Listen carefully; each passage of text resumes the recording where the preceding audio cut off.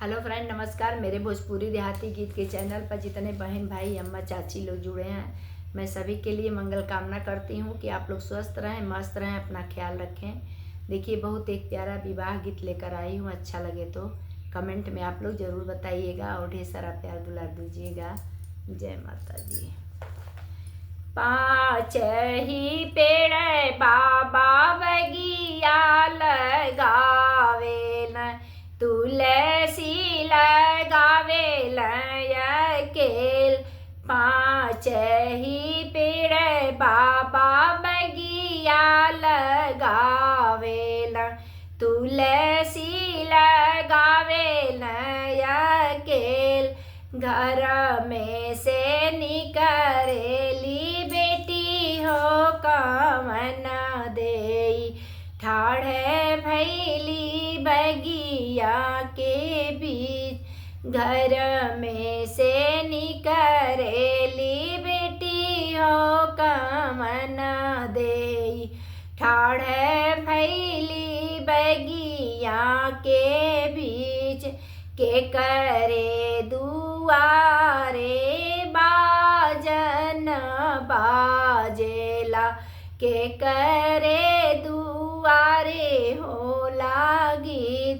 के करे दुआरे हो बाजन बाजेला, के करे दुआरे होला गीत।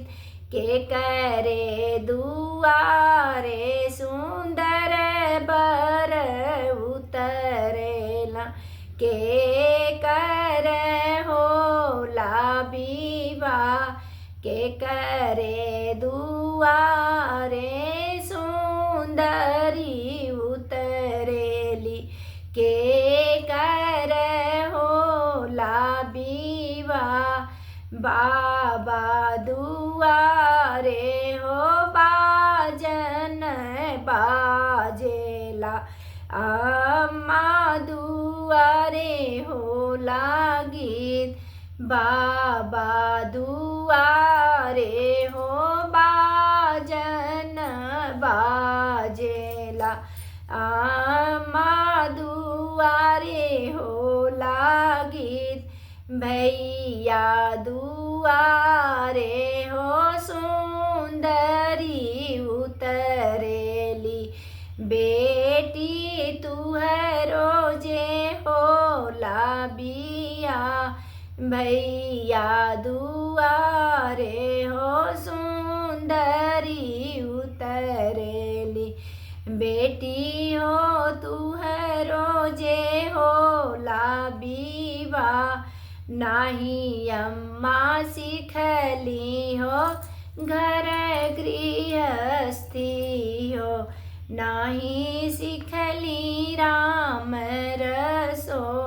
नाही हम सिखली हो घर गृहस्थी हो, नाही सिखली राम रसो।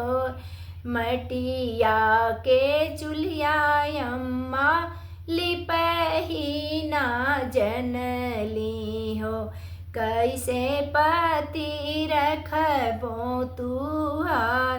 मटिया के चूल्हा हो लिपही ना जनली हो, कैसे पति रखबो तुहार। सीखी ले हुए बेटी घर गृहस्थनवा हो, सीखी ले हु राम रसो। सीखी ले हुए बेटी घर गृहस्थनवा हो, सीखी ले हु राम रसो। सीखी ले हुए मटिया के चूल्हा बेटी लीपे के सीखी ले हो, तब पति रखी हमार। मटिया के चूल्हा बेटी लीपे के सीखी लेहु, तब पति रखिया